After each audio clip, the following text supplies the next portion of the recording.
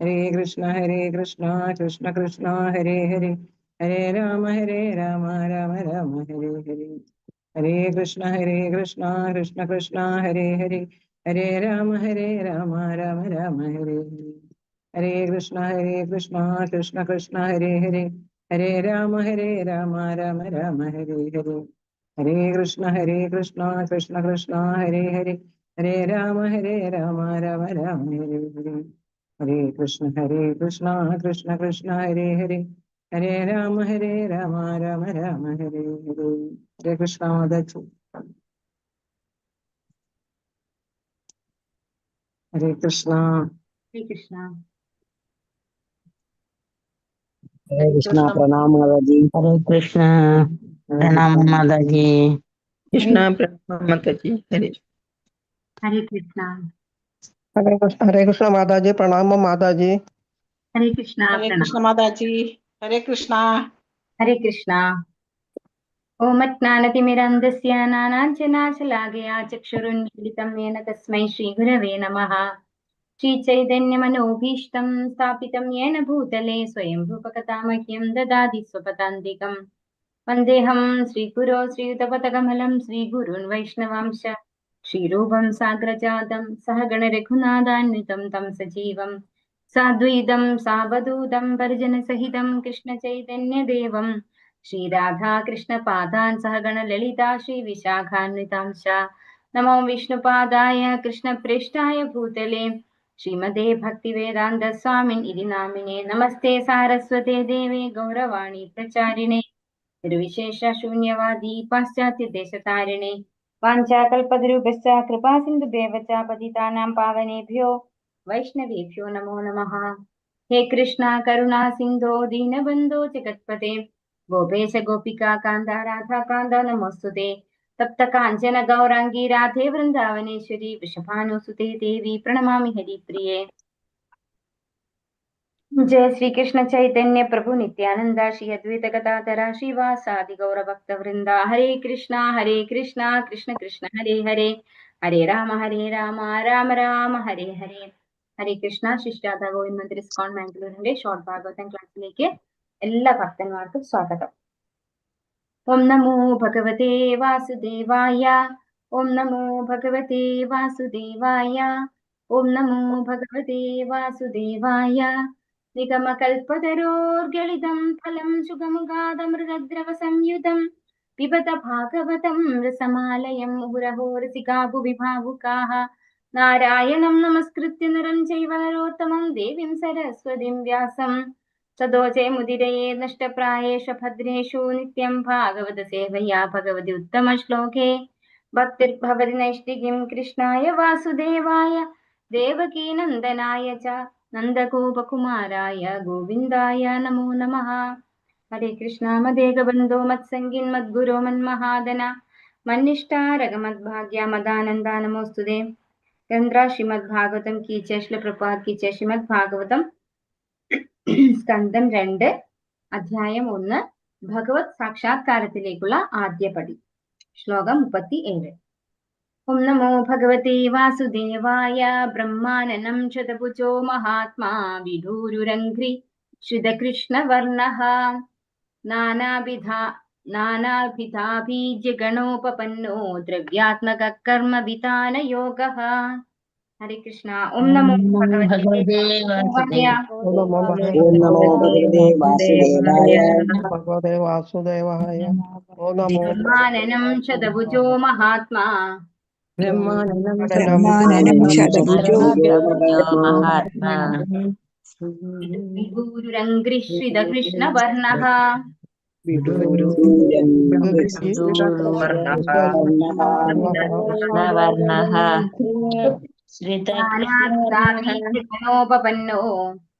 നാനാഭിധാബീജഗണോപപന്നോ ദ്രവ്യാത്മക കർമ്മവിതാന യോഗഃ.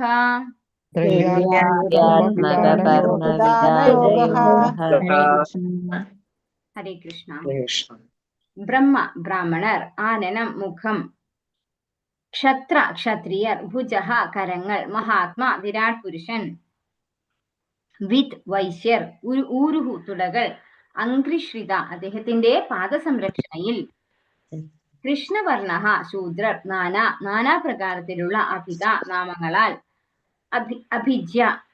അഭിജ്യഗണ ദേവന്മാർ ഉപപന്ന മറികടന്ന് ദ്രവ്യ ആത്മക സുഖരമായ വിഭവങ്ങളാൽ കർമ്മങ്ങൾ വിധാനയോഗ യജ്ഞാനുഷ്ഠാനങ്ങൾ വർത്തനം ഭാവത്തം ഈസി ഭക്തി വേദാന്ത സംശ്ലേഷ പ്രഭാതിച്ചേ.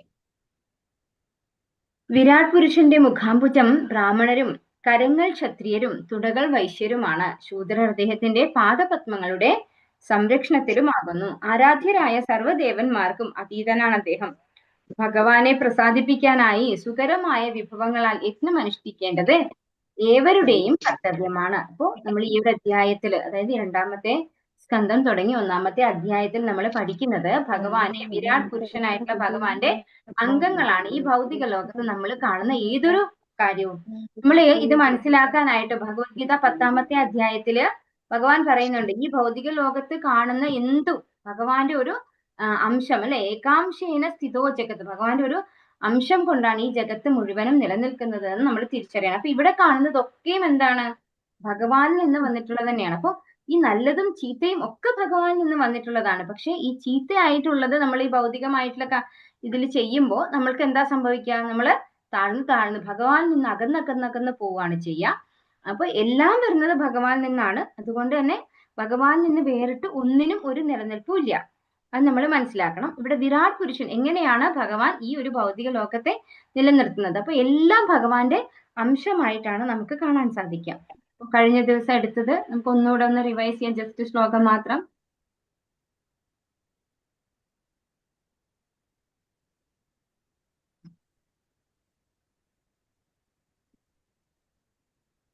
ദ്രവ്യത്തെ സംബന്ധിക്കുന്ന മൂലതത്വം അഥവാ മഹത്തത്വം ഭഗവാന്റെ അവബോധമാണെന്ന് പറഞ്ഞു.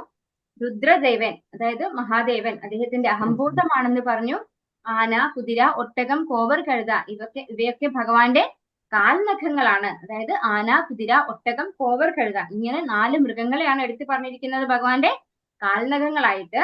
വന്യമൃഗങ്ങളും മറ്റെല്ലാ നാൽക്കാലികളും ഭഗവാന്റെ അരപ്പട്ടയുടെ ഭാഗത്ത് സ്ഥിതി ചെയ്യുന്നു എന്ന് പറഞ്ഞു.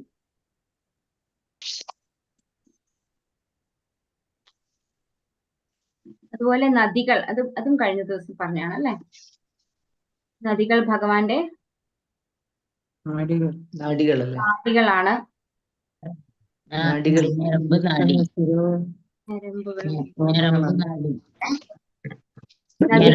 രൂപത്തിന്റെ ഞരമ്പുകളാണെന്നാണ് പറയുന്നത്. നാഡികളല്ല, ഞരമ്പുകളാണ്.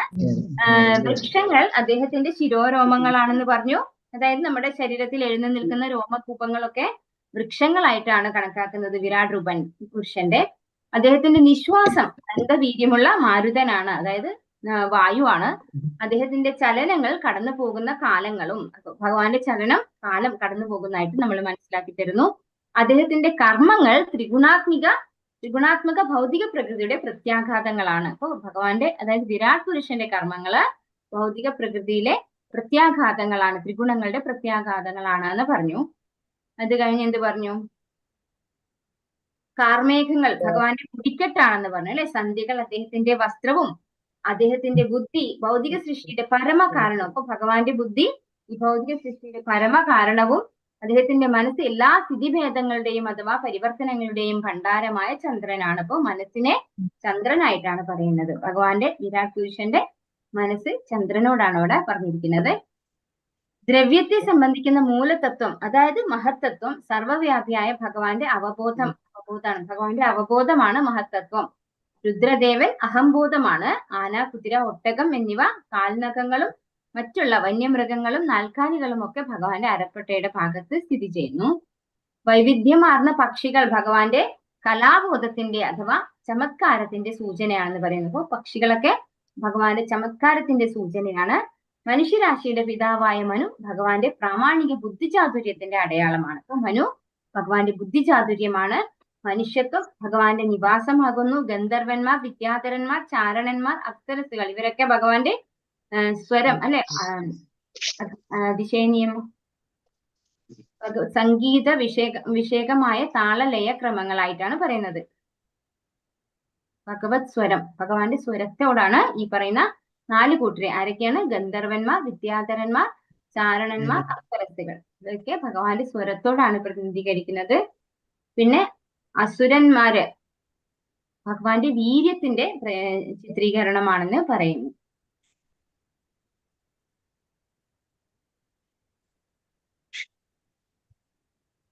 ഇനി ഇവിടെ പറയുന്ന എന്താണ്? വിരാട് പുരുഷന്റെ മുഖാംബുജം ബ്രാഹ്മണരും. ഇപ്പൊ മുഖം ബ്രാഹ്മണരോടാണ്. അതായത് 4 വർണ്ണങ്ങളുണ്ട് അല്ലെ? 4 വർണ്ണങ്ങളിൽ ബ്രാഹ്മണരാണ് ഏറ്റവും ഉയർന്നു നിൽക്കുന്നത്. ആ ബ്രാഹ്മണര് ഭഗവാന്റെ മുഖാംബുജത്തോടാണ് പറയുന്നത്. ഭഗവാന്റെ കരങ്ങൾ ക്ഷത്രിയരും, അതായത് എല്ലാവരെയും പ്രൊട്ടക്ട് ചെയ്യുന്നതാണ് ക്ഷത്രിയരുടെ ഡ്യൂട്ടി അല്ലെ? അതുകൊണ്ട് ഭഗവാന്റെ കരങ്ങൾ ക്ഷത്രിയരും തുടകൾ വൈശ്യരുമാണ്. ശൂദ്ര അദ്ദേഹത്തിന്റെ പാദപത്മങ്ങളുടെ സംരക്ഷണത്തിലാകുന്നു. അപ്പോ ശൂദ്രരായിട്ടുള്ളവർ ഭഗവാന്റെ പാദത്തില് സംരക്ഷിതരാണ്. ആരാധ്യരായ സർവ്വദേവന്മാർക്കും അതീതനാണ് അദ്ദേഹം.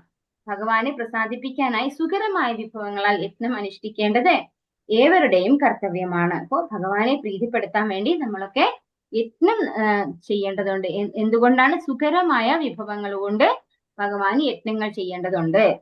ആർത്തമേസി ഭക്തി വേദാന്ത സ്വാമി പ്രഭാതിച്ചേ ഏകദൈവ വിശ്വാസം ഇവിടെ പ്രായോഗികമായി നിർദ്ദേശിച്ചിരിക്കുന്നു.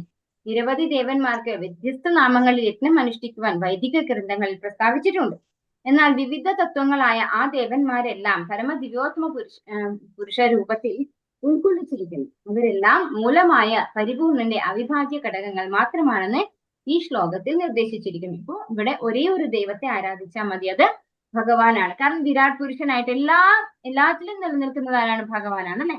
മറ്റു ദേവീ ദേവന്മാരൊക്കെ എന്താണ്? ഭഗവാന്റെ ബാഹുക്കളാണെന്ന് നമ്മൾ നേരത്തെ പഠിച്ചു. ദേവീ ദേവന്മാരൊക്കെ ഭഗവാന്റെ ബാഹുക്കളിലാണ് സംരക്ഷണം എടുത്തിരിക്കുന്നത്. അപ്പോ നമ്മള് മൂലത്തിൽ, അതായത് വേരിൽ വെള്ളം ഒഴിച്ചാല് വൃക്ഷത്തിന്റെ കണ്ടം, അതായത് മരം, അതും അതുപോലെ കൊമ്പും ഇലകളും ഒക്കെ എന്താണ്? പുഷ്ടി പ്രാപിക്കും എന്ന് പറഞ്ഞിട്ടുണ്ട്. അതുപോലെ പരമദിവ്യോത്തമ പുരുഷനായ ഭഗവാനാണ് ഒരേ ഒരു ഭഗവാൻ. ആ ഭഗവാന് യത്നങ്ങൾ ചെയ്യുന്നതിലൂടെ മറ്റുള്ള ദേവീ ദേവന്മാരും സ്വാഭാവികമായിട്ട് സംതൃപ്തരാകും. കാരണം അവരൊക്കെ ഭഗവാന്റെ ബാഹുക്കളാണെന്ന് പറയുന്നുണ്ട്.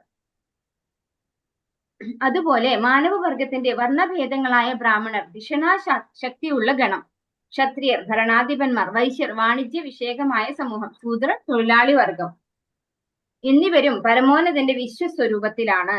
ഇഷ്ടവിഭവങ്ങളാൽ പരമോന്നതന്റെ സംതൃപ്തി ആസ്പദമാക്കി ഓരോരുത്തരും അനുഷ്ഠിക്കപ്പെടുന്ന യത്നം നല്ലതാണെന്ന് നിർദ്ദേശിച്ചിട്ടുണ്ട്. ശുദ്ധമായ നവനീതവും നെയ്യ്, ധാന്യങ്ങളുമാണ് യാഗാഗ്നിയിൽ സാധാരണയായി അർപ്പിക്കുന്നത്. പക്ഷേ കാലാന്തരത്തിൽ മാനവവർഗം ഭഗവാന്റെ ഭൗതിക പ്രകൃതിയിൽ നിന്നും ലഭിക്കുന്ന ഭൗതിക വിഭവങ്ങളെ രൂപാന്തരീകരിച്ച് അവയിൽ നിന്നും വൈവിധ്യങ്ങളായ വിഭവങ്ങൾ ഉത്പാദിപ്പിച്ചു. ആകയാൽ യജ്ഞാനുഷ്ഠാനങ്ങളിൽ നെയ്യ് മാത്രമല്ലാതെ മനുഷ്യനിർമ്മിതമായ മറ്റു ഉത്പന്നങ്ങളും അർപ്പിക്കാൻ പഠിക്കണം. അത് മാനവ സമൂഹത്തിന് നിശ്ചയമായും പഠിപ്പിക്കും. കേൾക്കുന്നില്ല, ഇടയ്ക്കിടയ്ക്ക് സൗണ്ട് പറയുന്നത്. ഇത് പുറത്ത് നല്ല മഴയാണ്. പുറത്ത് നല്ല മഴയാണ് അവിടെ. ആകയാൽ യജ്ഞാനുഷ്ഠാനങ്ങൾ നെയ്യ് മാത്രമല്ലാതെ മനുഷ്യനിർമ്മിതമായ മറ്റു ഉൽപ്പന്നങ്ങളും ഭഗവത് പ്രീതിക്കായി അർപ്പിക്കാൻ പഠിക്കണം. അത് മാനവ സമൂഹത്തിന് നിശ്ചയമായും പരിപൂർണത വരുത്തും. ധിഷണാശാലിയായ മനുഷ്യഗണം അഥവാ ബ്രാഹ്മണർ അത്തരം യജ്ഞങ്ങൾക്ക് പൂർവാചാര്യന്മാരുടെ വിദഗ്ധ ഉപദേശം ആരാഞ്ഞുകൊണ്ട് നിർദ്ദേശം നൽകട്ടെ. ഇപ്പൊ ഓരോരോ ആൾക്കാരും വേണം അല്ലെ? ഇവിടെ ഭഗവാന്റെ മുഖത്തോട് പറഞ്ഞിരിക്കുന്നത് ആരാണ്? ധിഷണാശാലികളായിട്ടുള്ള ബ്രാഹ്മണരാണ് പറഞ്ഞിരിക്കുന്നത് അല്ലെ? അവർക്കാണ് ബുദ്ധി. ധിഷണ പറഞ്ഞു കഴിഞ്ഞാൽ എന്താണ്? ബുദ്ധിയാണ് അല്ലെ? ബുദ്ധി കൂടിയ ആൾക്കാരാണ് ബ്രാഹ്മണര്. അത് കഴിഞ്ഞ് ക്ഷത്രിയന്മാരെന്ന് പറഞ്ഞു കഴിഞ്ഞാൽ ഭരണ ചുമതല ഏറ്റെടുക്കുന്നവർ. അവർക്കാണ് സംരക്ഷിക്കാനുള്ള ശക്തിയുള്ളത്. അതുകൊണ്ടാണ് അവര് ക്ഷത്രിയരായിട്ട് പറയുന്നത്. പിന്നെ വ്യാവസായികമായിട്ടുള്ള കാര്യങ്ങൾ എല്ലാവർക്കും എല്ലാം എത്തിക്കണമെങ്കിൽ വ്യവസായം കൂടെ വേണം അല്ലെ? അതിനാണ് വൈശ്യർ എന്ന് പറയുന്നത്. തൊഴിലാളി വർഗമായിട്ടുള്ള ശൂദ്രരായിട്ടുള്ള ആളുകള് ഈ പറഞ്ഞ 3 പേർക്കും സേവനം അനുഷ്ഠിക്കുന്നവരാണ്. അവരെ ഭഗവാന്റെ പാതാരവിന്ദങ്ങൾ ഭഗവാൻ സംരക്ഷിച്ചിട്ടുമുണ്ട്. ഇവിടെ പറയാണ് ആദ്യം തന്നെ എന്തൊക്കെ ഭഗവാന് നിവേദിക്കാം, എങ്ങനെ നിവേദിക്കാം, ഇത് ആർക്കാ പറഞ്ഞു കൊടുക്കേണ്ടത്? ഈ ബ്രാഹ്മണരായിട്ടുള്ള ആളുകളാണ് ബാക്കിയുള്ള 3 കാറ്റഗറിയിലുള്ള ആളുകൾക്കും പറഞ്ഞു കൊടുക്കേണ്ടത്. അപ്പൊ അവര് വിദഗ്ധ ഉപദേശം ആരാഞ്ഞുകൊണ്ട് നിർദ്ദേശം നൽകട്ടെ. ഭരണാധിപന്മാർ അഥവാ ക്ഷത്രിയർ അത്തരം യജ്ഞാനുഷ്ഠാനങ്ങൾക്ക് വേണ്ട സൗകര്യം ഒരുക്കട്ടെ. അപ്പൊ ഭരണാധിപന്മാർക്കാണ് കൺട്രോൾ ചെയ്യാൻ പറ്റുക അല്ലെ? എല്ലായിടത്തും സാധനങ്ങൾ ഇന്ന സാധനങ്ങൾ വേണം എന്ന് ആർക്ക് പറയാൻ പറ്റും? ബ്രാഹ്മണർക്ക് പറയാൻ പറ്റും. അപ്പോ അത് വൈശ്യരിൽ നിന്ന് കളക്ട് ചെയ്യാൻ ആർക്കാണ് കമാൻഡ് ചെയ്യാൻ പറ്റുക? ഭരണാധിപന്മാർക്ക്. അപ്പം അത്തരം യജ്ഞങ്ങൾക്ക് വേണ്ടുന്ന സാധനങ്ങൾക്ക്, ഇത്തരം യജ്ഞാനുഷ്ഠാനങ്ങൾക്ക് വേണ്ട സൗകര്യം ഒരുക്കട്ടെ. വൈശ്യർ അഥവാ യജ്ഞത്തിന് വേണ്ട സാധന സാമഗ്രികൾ ഉത്പാദിപ്പിക്കുന്ന വാണിജ്യ വ്യവസായ വിഷയകമായ മനുഷ്യഗണം യജ്ഞത്തിന് ആവശ്യമായ വിഭവങ്ങൾ സമ്മാനിക്കട്ടെ. അപ്പൊ വൈശ്യരാണ് അതിനുള്ള സാധനങ്ങൾ കൊണ്ടുവന്ന് തരേണ്ടത്. അപ്പൊ ഇങ്ങനെയാണ് ഭഗവാൻ ചാതുർവർണ്ണ്യം മയാ സൃഷ്ടം എന്ന് പറഞ്ഞിരിക്കുന്നത്. ഈ ഒരു സംവിധാനമാണ് ഭഗവാൻ ചെയ്തിരിക്കുന്നത്. അത്തരം യജ്ഞങ്ങളുടെ ശുഭപര്യവസാനത്തിന് ശൂദ്രർ അവരുടെ കായികമായ സേവനം സമർപ്പിക്കട്ടെ. അപ്രകാരം മാനവ കുലത്തിലെ എല്ലാ ജനവിഭാഗങ്ങളുടെയും സഹകരണത്തോടെ ഈ യുഗത്തിൽ അനുശാസിച്ചിരിക്കുന്ന യജ്ഞമായ ഭഗവാന്റെ പരിശുദ്ധ നാമസങ്കീർത്തനം ലോകത്തിലെ സർവമാന ജനങ്ങളുടെയും പൊതുക്ഷേമത്തിനായി അനുഷ്ഠിക്കപ്പെടട്ടെ. അങ്ങനെ ഈ 4 വർണ്ണങ്ങളും ഒത്തുചേർന്നിട്ടാണ് ഭഗവാനെ സംതൃപ്തിപ്പെടുത്താനുള്ളത്. അപ്പൊ ഈ ഒരു കലിയുഗത്തില് നമുക്ക് പറഞ്ഞിട്ടുള്ളത് എന്താണ്? പരിശുദ്ധമായ നാമസങ്കീർത്തനമാണ്. അപ്പൊ എല്ലാവരുടെയും സഹകരണത്തോടു കൂടി ഭഗവാന് വേണ്ടിയിട്ട് ഈ ഒരു നാമസങ്കീർത്തനം, ഭഗവാന്റെ പരിശുദ്ധമായിട്ടുള്ള നാമസങ്കീർത്തനം സർവമാന ജനങ്ങളുടെയും ക്ഷേമത്തിനായിട്ട് അനുഷ്ഠിക്കപ്പെടട്ടെ എന്നാണ് ഇവിടെ പറയുന്നത്. ഹരേ കൃഷ്ണ. എല്ലാവരോടും ഒരു ഇൻസ്ട്രക്ഷൻ ഉണ്ട്, ഒരു കാര്യം പറയാൻ മണിഭൂഷിത മാതാജി ഏൽപ്പിച്ചിട്ടുണ്ട്.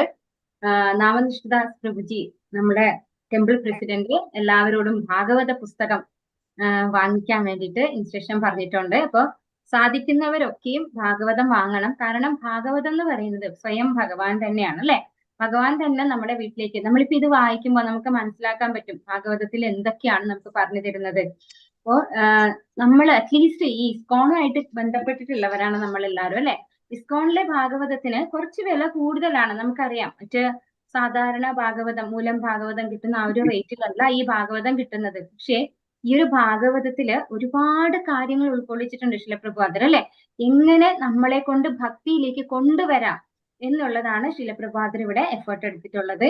അപ്പൊ ആ ഒരു എഫേർട്ടിന് നമ്മൾ എന്തായാലും മാനിക്കേണ്ടതുണ്ട്. അപ്പൊ നമ്മൾ ഈ ഒരു കൃഷ്ണാവബോധം അല്ലെങ്കിൽ ഭക്തിയുടെ സേവനമാണ് ഒരു മനുഷ്യന്റെ പ്രഥമമായ ധർമ്മം എന്നുള്ളത് മനസ്സിലാക്കി കൊടുക്കാൻ ശിലപ്രഭുപാദർക്ക് മാത്രമേ സാധിച്ചിട്ടുള്ളൂ. നമുക്കറിയാം മറ്റുള്ള ഭാഗവതങ്ങളൊക്കെ ഒരുപാട് വർഷങ്ങളായിട്ട് മാർക്കറ്റിൽ അവൈലബിൾ ആണ്. പക്ഷെ എത്ര പേര് ഇതുപോലെ ഭഗവാന്റെ ഭക്തിയുടെ സേവനം ആണ് യഥാർത്ഥത്തിലുള്ള നമ്മുടെ ധർമ്മം, പരമമായ ധർമ്മം എന്ന് മനസ്സിലാക്കി ഭാഗവത സേവ ചെയ്യുന്നുണ്ട്? എത്ര പേര് ചെയ്യുന്നുണ്ട്? ശരിക്കും പറഞ്ഞാൽ അത് മനസ്സിലാകണമെങ്കിൽ ഇതുപോലുള്ള ഒരു ആചാര്യനിൽ നിന്ന് നമ്മൾ മനസ്സിലാക്കണം. അതുകൊണ്ടാണ് നമ്മൾ ഇസ്കോണിന്റെ ഭാഗവതം, പ്രഭുപാദരുടെ ഭാഗവതം തന്നെ പ്രൊമോട്ട് ചെയ്യുന്നത്. അപ്പോൾ എല്ലാവരും ഭാഗവതം വാങ്ങണം പറ്റുന്നത്ര. അതുപോലെ ഇവിടെ സ്പ്ലിറ്റ് ആയിട്ട് പേയ്മെന്റ്, ഡയറക്റ്റ് 10,800 ആണ് ഭാഗവതത്തിന്റെ റേറ്റ് പറഞ്ഞിരിക്കുന്നത്. അപ്പൊ അത് സ്പ്ലിറ്റ് ആയിട്ട് നിങ്ങൾക്കൊക്കെ വാങ്ങിക്കാനുള്ള ഒരു ഓപ്പർച്യൂണിറ്റി, അതായത് ഒറ്റ എമൗണ്ട് കൊടുക്കാൻ പറ്റാത്തവർക്കൊക്കെ വളരെ സൗകര്യപ്രദമായിരിക്കും ഇത്. 11,800 മതച്ചി എൻ്റെ അടുത്ത് പറഞ്ഞത്. 1,000 rupees കൊറിയർ ചാർജ് വരുന്നുണ്ട്. മാംഗ്ലൂരിൽ നിന്ന് വരുന്നതുകൊണ്ട്, ബുക്ക് മാംഗ്ലൂരിൽ നിന്ന് വരുന്നുണ്ട്. അപ്പോൾ മാംഗ്ലൂരിൽ നിന്ന് നമുക്ക് തന്നിരിക്കുന്ന ഇൻസ്ട്രക്ഷൻ മലയാളം ലാംഗ്വേജില് 250 ബുക്ക് സെയിലാക്കണം എന്നാണ് പറഞ്ഞിരിക്കുന്നത്. ഓരോ ടീച്ചർമാർക്കും ടാസ്ക് തന്നിട്ടുണ്ട്. എന്റെ കെയർ ഓഫിൽ ഇതുവരെ ആരും വാങ്ങിയിട്ടില്ല. അപ്പൊ മാതാജി പറഞ്ഞിട്ടുണ്ട് പ്രത്യേകം വാങ്ങാത്തവരോടൊക്കെ പ്രത്യേകിച്ച് പറയണം. എല്ലാവരും വീട്ടിൽ ഭാഗവതം ഇല്ലാത്തവര് ഭാഗവതം, അതായത് നിങ്ങൾക്ക് പറ്റുന്ന പോലെ മാസം കൊടുത്താൽ മതിയല്ലോ. അപ്പൊ 1000 രൂപ എക്സ്ട്രാ വരും കൊറിയർ ചാർജ് എന്ന് പറഞ്ഞിട്ട്. അപ്പോ പറ്റുന്നവരൊക്കെ വാങ്ങിക്കാൻ താല്പര്യമുള്ളവര് അവരവരുടെ പേരും അഡ്രസ്സും അറിയിച്ചാൽ വളരെ ഉപകാരമായിരിക്കും. മാതാജിക്ക് ഞാൻ ഇൻഫർമേഷൻ കൊടുക്കാം. ഹരേ കൃഷ്ണ. ഓം നമോ ഭഗവതേ വാസുദേവായ. ഈയാനസാ വിശ്വര വിഗ്രഹസ്യ യസ്സന്നിവേശ കദിതോ മയാതേ സന്ധാര്യതേസ്മിൻ വപുഷിസ്തവിഷ്ടേ മനസ്വബുദ്ധ്യാനയതോസ്തി കിഞ്ചിത്. ഹരേ കൃഷ്ണ. ഓം നമോ ഭഗവതേ വാസുദേവായ. ഓം നമോ ഭഗവതേ വാസുദേവായ. ഈയാനസാ വിശ്വര വിഗ്രഹസ്യ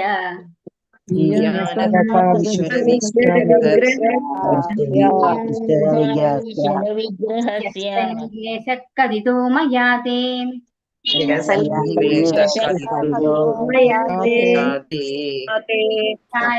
സന്ധാര്യതേസ്മിൻ വപുഷിസ്തവിഷ്ടേ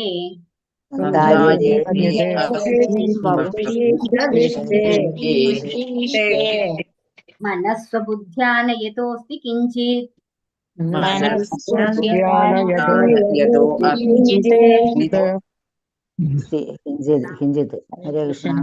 ഇവയെല്ലാം അസൗ അത് ഈശ്വരൻ പരമോന്നതനായ ഭഗവാൻ വിഗ്രഹസ്യ രൂപത്തിന്റെ എന്തു തന്നെയായാലും സന്നിവേശ അവരെ സ്ഥാനനിർദ്ദേശം ചെയ്ത പോലെ അസ്മിൻ ഇതിൽ വപുഷി വിരാട് രൂപത്തിൽ സ്ഥവിഷ്ടെ മൊത്തത്തിൽ മനഃ മനസ്സ് സ്വബുദ്ധ്യ ഒരുവന്റെ ബുദ്ധിയാൽ ന ഇല്ല യതഃ അദ്ദേഹത്തിനുപരി അസ്തി അവിടെ കിഞ്ചിത് യാതൊന്നും മറ്റൊന്നും വർത്തനം ഭാവർത്തമേസി ഭക്തി വേദാന്ത സംശ്ല പ്രപാദിച്ചേ അപ്രകാരം പരമദിവ്യോത്തമ പുരുഷന്റെ സ്ഥൂലാകാരമായ അതിമാനുഷിക ഭൗതിക വിശ്വസങ്കല്പനം ഞാൻ താങ്കൾക്ക് വിശദമാക്കിയിരിക്കുന്നു. ഭൗതിക ലോകത്ത് ഇതിനുപരിയായി യാതൊന്നും തന്നെ ഇല്ലാത്തതിനാൽ മുക്തി അഥവാ മോക്ഷം വേണമെന്ന് ആഗ്രഹിക്കുന്ന ഒരുവൻ മനസ്സിനെ ഭഗവാന്റെ ഈ രൂപത്തിൽ വിരാട് രൂപത്തിൽ ഏകാഗ്രമാക്കുന്നു.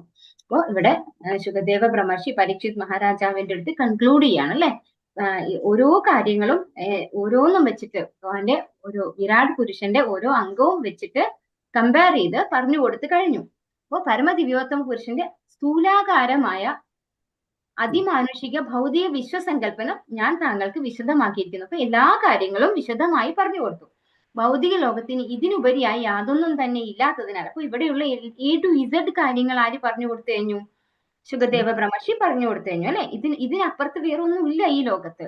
അതുകൊണ്ട് ഇതിലെല്ലാറ്റിലും ഇപ്പൊ ആരെ കാണാൻ പറ്റുമോ? ഭഗവാനെ കാണാൻ പറ്റും അല്ലെ. ഭഗവാന്റെ ഓരോ അംഗങ്ങളെയാണ് നമ്മൾ കമ്പയർ ചെയ്ത് പറഞ്ഞത്. അപ്പൊ അങ്ങനെയുള്ള യാതൊന്നും തന്നെ ഇതിനുപരിയായിട്ട് ഇല്ലാത്തതിനാൽ മുക്തി അഥവാ മോക്ഷം വേണമെന്ന് ആഗ്രഹിക്കുന്ന ഒരുവൻ മനസ്സിനെ ഭഗവാന്റെ ഈ രൂപത്തിൽ വിരാട് രൂപത്തിൽ ഏകാഗ്രമാക്കുന്നു. അപ്പൊ മുക്തി അല്ലെങ്കിൽ മോക്ഷം ആഗ്രഹിക്കുന്ന വ്യക്തി, മോക്ഷകാംക്ഷി അല്ല ആര്? ഭക്തന്മാരല്ലേ. ഭക്തന്മാരെന്താ പറയുന്നത്? ഭക്തന്മാരുടെ പാതാരവിന്ദങ്ങളില് മോക്ഷം ഇങ്ങനെ വെയിറ്റ് ചെയ്ത് ഞാൻ സേവ ചെയ്യട്ടെ എന്ന് ചോദിച്ചു നിൽക്കുന്നു എന്നാണ് പറയുന്നത്.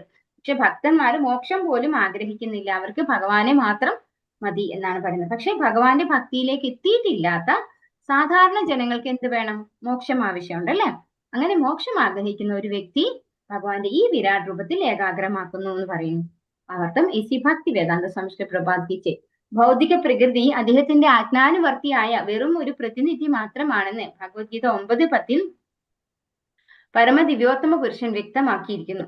ഭഗവാന്റെ വ്യത്യസ്ത ശക്തികളിൽ ഒന്നും ഭഗവത് ശാസനകൾക്ക് വിധേയമായി മാത്രം പ്രവർത്തിക്കുന്നവളുമാണ് ഭൗതിക പ്രകൃതി. ഭഗവാൻ അതീന്ദ്രനാകിയാൽ ദ്രവ്യതത്വങ്ങൾക്ക് മഹത്തത്വം മേലുള്ള അദ്ദേഹത്തിന്റെ കടാക്ഷം ദ്രവ്യങ്ങളുടെ ചലനങ്ങൾക്ക് തുടക്കം കുറിക്കാൻ കാരണമായി തീരുകയും ഉത്തരോത്തരമായ 6 വിധ വ്യാവർത്തനത്താൽ ഒന്നിനു പിറകെ മറ്റൊന്നായി അനന്തരഫലമായ പ്രവൃത്തികൾ ആവിഷ്കരിക്കപ്പെടുകയും ചെയ്യുന്നു.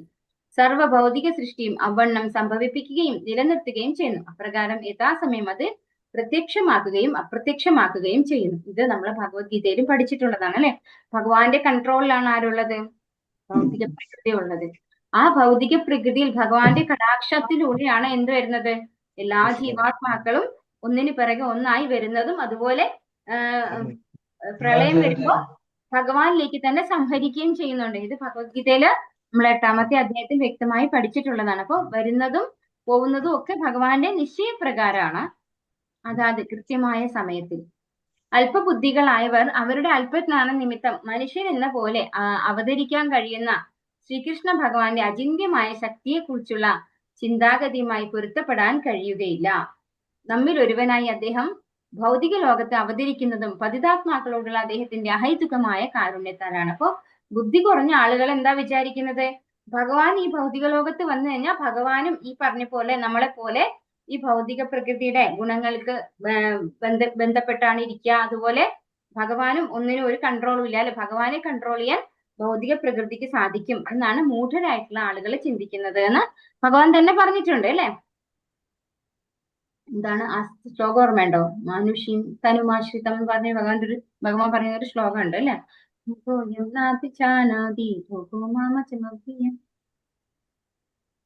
ഓർമ്മയില്ല, സ്റ്റാർട്ടിങ് ഓർമ്മയില്ല. നമ്മിൽ ഒരുവനായി അദ്ദേഹം ഭൗതിക ലോകത്ത് അവതരിക്കുന്നതും പതിതാത്മാക്കളുള്ള അദ്ദേഹത്തിന്റെ അഹൈതുകമായ കാരുണ്യത്താലാണ്. അപ്പൊ എന്തിനാണ് ഭഗവാൻ മനുഷ്യരൂപത്തിൽ ഇവിടെ അവതരിക്കുന്നത്? നമ്മളെ പോലെയുള്ള പതിതാത്മാക്കളോടുള്ള കാരുണ്യം അല്ലെ. കാരണം ആ ഭഗവാന്റെ സാമീപ്യത്തിലുള്ള എല്ലാവർക്കും എന്താണ്? ഭഗവാന്റെ ധാമത്തിലേക്ക് തിരിച്ചു പോകാം. നമുക്കറിയാം പൂതന പൂതന ഭഗവാനെ കൊല്ലാൻ വേണ്ടിയിട്ട് മാറിൽ വിഷം പുരട്ടിക്കൊണ്ട് വന്ന ആളാണ്. ആ പൂതനയ്ക്ക് ഗോലോകധാമത്തിലെ ഭഗവാന്റെ അമ്മയായിട്ടുള്ള സ്ഥാനമാണ് ഭഗവാൻ കൊടുത്തത്. അപ്പോൾ എല്ലാവർക്കും ഭഗവാന്റെ ധാമത്തിലേക്ക് തിരിച്ചു പോകാനുള്ള ഒരു അറേഞ്ച്മെന്റ് ആണ് ഭഗവാൻ ഇവിടെ വരുമ്പോൾ ചെയ്യുന്നത്. അപ്പൊ അതുകൊണ്ടാണ് ഭഗവാന്റെ അഹൈതുകമായ കാരുണ്യത്താലാണ്. അത് മാത്രല്ല, ഇപ്പൊ ഭഗവാന്റെ ഒപ്പം ഭഗവാൻ അവതരിച്ച സമയത്ത് കൂടെ വന്നിട്ടില്ലാത്ത ഒരുപാട് പതിതാത്മാക്കളാണ് നമ്മളൊക്കെ, അല്ലെ? നമ്മളൊന്നും ഇപ്പൊ ഭഗവാനെ നേരിട്ട് കണ്ടവരല്ല. പക്ഷേ നമുക്ക് ഭഗവാന്റെ കഥകളൊക്കെ പറയാൻ പറ്റും. ഭഗവാന്റെ ലീലകളൊക്കെ നമുക്ക് കഥകളായിട്ട് അങ്ങോട്ടും ഇങ്ങോട്ടും പറയാൻ, അല്ലെ? തുഷ്യന്തിച്ച രമന്തിച്ച, ഭഗവാന്റെ കഥകൾ അങ്ങോട്ടും ഇങ്ങോട്ടും പറഞ്ഞ് സന്തോഷിക്കാൻ നമുക്ക് സാധിക്കും. അങ്ങനെ പറയുമ്പോഴെന്താ സാധിക്കുന്നത്?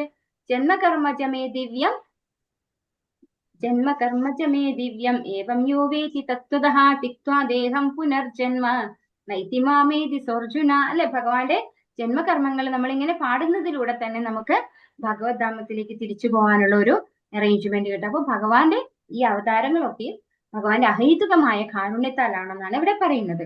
എല്ലാ ഭൗതിക ധാരണകൾക്കും അതീതനാണ് അദ്ദേഹം.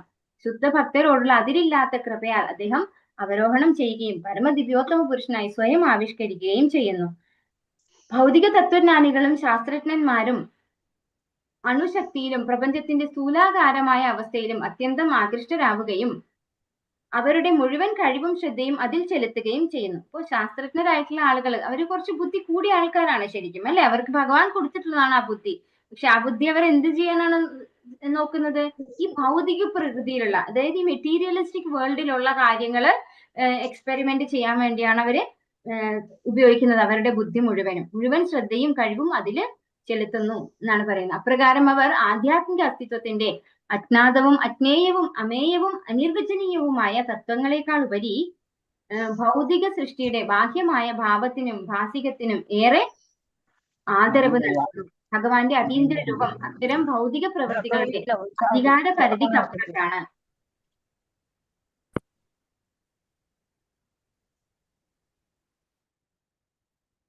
മാത്രവുമല്ല, ഭൗതിക തത്വചിന്തകന്മാരും ശാസ്ത്രജ്ഞന്മാരും അവരുടെ സ്വാനുഭവങ്ങളെ ആസ്പദമാക്കി എല്ലാറ്റിനെയും വിശകലനം ചെയ്യുകയാൽ ഭഗവാൻ ഏകകാലത്ത് സർവ്വവ്യാപിയും കേന്ദ്രീകൃതനുമാണെന്ന സങ്കല്പനത്തെ ഉൾക്കൊള്ളാൻ അവർക്ക് പ്രയാസമാണ്. എന്തുകൊണ്ടെന്നാൽ ഭഗവാൻ അദ്ദേഹത്തിന്റെ സർവാതിശായവും ആത്മജ്ഞാനപരവും അതീന്ദ്രിയവുമായ വിരാട് രൂപം പ്രകടമാക്കി തെളിവ് സംഹിതം ബോധ്യപ്പെടുത്തുവാൻ കൃപ കാട്ടിയിട്ടും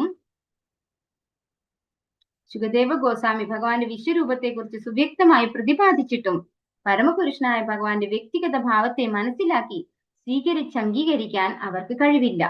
തന്റെ ഈ അതിബൃഹത്തായ രൂപത്തിന് വിരാട് രൂപത്തിന് ഉപരിയായി യാതൊന്നുമില്ലെന്ന് ഭഗവാൻ തന്നെ പറയുന്നു. എന്തുകൊണ്ടാണ് അവർക്ക് ഭഗവാനെ കുറിച്ച് മനസ്സിലാക്കാൻ സാധിക്കാത്തത്? അവർക്ക് നല്ല ബുദ്ധിയുണ്ട്, അല്ലെ? എല്ലാം ഉണ്ട്. പക്ഷെ എന്നിട്ടും അവർ എന്താ ചെയ്യുന്നത്? അവർ ഈ ഭൗതികമായ കാര്യങ്ങളെ കുറിച്ച് മാത്രമേ അവർ വിശകലനം ചെയ്യുന്നുള്ളൂ.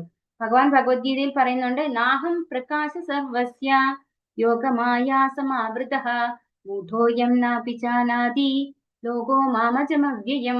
ഭഗവാനിൽ വിശ്വാസം ഇല്ലാത്ത ആളുകൾക്ക് ഭഗവാനെ കുറിച്ച് അറിയാനുള്ള ഒരു അറേഞ്ച്മെന്റ് ഇല്ല, അല്ലെ? ഭഗവാൻ അവർക്ക് ബുദ്ധി കൊടുത്തിട്ടുണ്ട്. ശുകദേവ ബ്രഹ്മർഷിയെ പോലെ ഒരു ആചാര്യനിലൂടെ നമുക്ക് ഭാഗവതം തന്നിട്ടുണ്ട്. പക്ഷെ ഇതിന്റെയൊക്കെ നേരെ നമ്മൾ വാതില് കൊട്ടി അടച്ചിട്ട് നമ്മൾ ഈ കണ്ണുകൊണ്ട് കാണുന്നതിനെ കുറിച്ച് മാത്രം ചിന്തിച്ച് അതിനെക്കുറിച്ച് മാത്രം എക്സ്പെരിമെന്റ് നടത്തി അതിന്റെ എന്താ പറയാ ഓരോ കാര്യങ്ങളും പഠിച്ച് അതില് എന്താ പറയാ കാണാത്ത കാര്യങ്ങൾ വരെ, അല്ലെ? നമ്മളോട് പറയുന്നത് എന്താണ്? അതിനകത്ത് ഊർജമായിട്ടുണ്ട്, അതുപോലെ ആറ്റം, ഇതൊന്നും നമ്മൾ കണ്ണുകൊണ്ട് കാണുന്നല്ല, അല്ലെ? അവര് പലതും പരീക്ഷിച്ച് പലതും പറയാണ്. പക്ഷെ അവർ എന്തിനു മാത്രമേ ശ്രദ്ധ കേന്ദ്രീകരിക്കുന്നുള്ളൂ? ഭൗതികമായിട്ടുള്ള കാര്യങ്ങളിൽ മാത്രം ശ്രദ്ധ കേന്ദ്രീകരിക്കുന്നു. അതുകൊണ്ട് ഭഗവാനെ കുറിച്ച് അറിയാൻ അവർക്ക് സാധിക്കുന്നില്ല, അതിനുള്ള കഴിവ് അവർക്കില്ല എന്നാണ് പറയുന്നത്. ഭഗവാൻ പറയുന്നു, ഭഗവാന്റെ വിരാട് രൂപത്തിനുപരിയായിട്ട് ഈ ഒരു ഭൗതിക ലോകത്ത് യാതൊന്നും തന്നെ ഇല്ല. ഭൗതിക ചിന്താഗതിക്കാരായ ഒരു മനുഷ്യനും ഈ വിശ്വരൂപ സങ്കല്പനത്തിനെ അതീതമായി ചിന്തിക്കുവാനോ സങ്കല്പിക്കുവാനോ കഴിയുകയില്ല. ഭൗതികവാദികളുടെ മനസ്സ് ചഞ്ചലവും ഒരു വീക്ഷണത്തിൽ നിന്നും മറ്റൊന്നിലേക്ക് നിരന്തരം മാറിക്കൊണ്ടിരിക്കുന്നതുമാണ്. ആകയാൽ ഭഗവത് വിശ്വരൂപത്തിലെ ഏതെങ്കിലും ഒരു ഭാഗത്തെ അഥവാ അംശത്തെ സ്മരിക്കുക വഴി ഭഗവാനെ സ്മരിക്കുന്നതിന് ധ്യാനിക്കുന്നതിന് ഗുരുവിനെ ഉപദേശിച്ചിരിക്കുന്നു. കൂടാതെ വനം, കുന്ന്, പർവ്വതം, സാഗരം, മനുഷ്യൻ, മൃഗം, ക്രൂരമൃഗം, ദേവൻ, പക്ഷി, നികൃഷ്ട ജന്തു എന്നിങ്ങനെ ഭൗതിക സൃഷ്ടിയിലെ ഏത് ആവിഷ്കാരത്തിലും ഒരുവന് ഭഗവാനെ സ്മരിക്കുവാൻ കഴിയുന്നത് അവന്റെ ബുദ്ധിയാൽ മാത്രമാണ്. അപ്പോ നമ്മൾ അങ്ങനെ ഒരു ബുദ്ധി നമുക്ക് തരാൻ വേണ്ടിയാണ് ശുകദേവ ബ്രഹ്മർഷി കൃത്യമായിട്ട് ഓരോന്നിനെയും ഭഗവാന്റെ വിരാട് പുരുഷന്റെ അംഗമായിട്ട് ഉപമിച്ചിരിക്കുന്നത്. ഭൗതിക ആവിഷ്കരണത്തിന്റെ ഓരോ വിഷയവും ഓരോ വസ്തുവും എന്തും ഏതും വിശ്വരൂപത്തിന്റെ ഒരു ഭാഗമായി, ഒരു അംശമായി, അവിഭാജ്യ ഘടകമായി വ്യവസ്ഥ ചെയ്യപ്പെട്ടതാണ്. ആകയാൽ മിഞ്ചുന്ന മനസ്സിനെ ഭഗവാനിലൊഴികെ മറ്റൊന്നിലും ഏകാഗ്രമാക്കാൻ, ഉറപ്പിച്ചു നിർത്താൻ കഴിയുകയില്ല.